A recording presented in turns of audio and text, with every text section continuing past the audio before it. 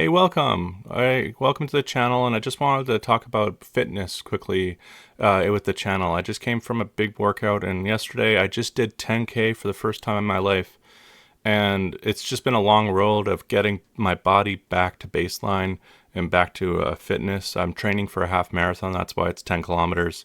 I needed to get some training in there, and it's been such a massive journey for the past couple of years of weight loss, but also I just want to make a video about encouragement to anybody who has weight right now and has any goals. I just wanted to talk about a topic which is called turning convictions into commitments. And, this is not easy, right? Have you ever been to, let's say, a new gym membership? You show up, you talk to your new personal trainer you just meet, and I want to work out 5 days a week. I want to get in there. I want to show up every single day. Well, that's a conviction, right? But are you going to be committed, right? Are you going to show up every single day?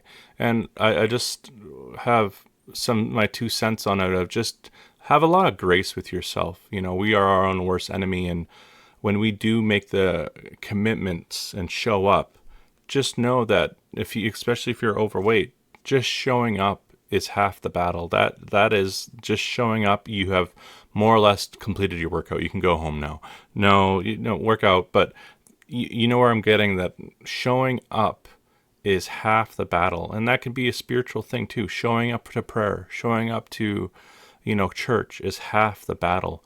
But going back to working out, I just want to focus on this in the video, that your goals can be so outlandish. It could be playing soccer again.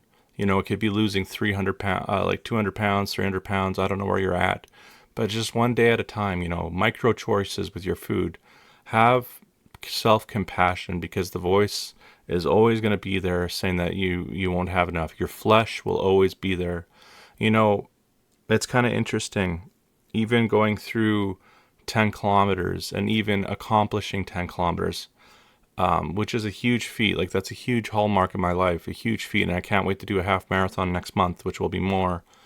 But I still have that voice, that flesh just attacking me in my identity. And also just, what I did. I'm not saying it's a big deal. It's kind of weird. But where I'm going back is that when you do have a lot of weight on and you're trying to show up for workouts, there's a lot of people that will just become so self-defeated of like, this is a huge mountain. This is like mountains on mountains to climb. How am I going to do it? And it's bite size and self-compassion.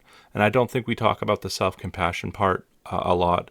That you got to love yourself to get up onto that hill sometimes. For example, like, I'm going to tell you that even at this point where I'm actually very, very fit in my life, I still, in my mind, and I'm using, and I'm praying with the Lord about it to reframe my brain, but I still feel overweight. I still feel like I still have the weight on my body, which is not the case anymore. That's logic, right? That's not the case anymore. But my identity, I still feel like I'm a fat person. And, the Lord is changing that in my identity. He's changing that in how I frame my world, and changing, obviously, he's giving me the identity that he has for me. Amen. And, but it takes time. It's not always easy, because I had so much weight for such a long time. And anyways, I hope this video is helpful for anybody who has any weight goal challenges. Just keep up with it. Even if you have to use some drugs to help you with it, don't let other people shame you on your weight loss journey, because it is, a disease and addiction, multiple levels of addiction, especially if you eat out every day, which I did. Just keep on, press on, and just love yourself every single day. And it's hard to love yourself, I know.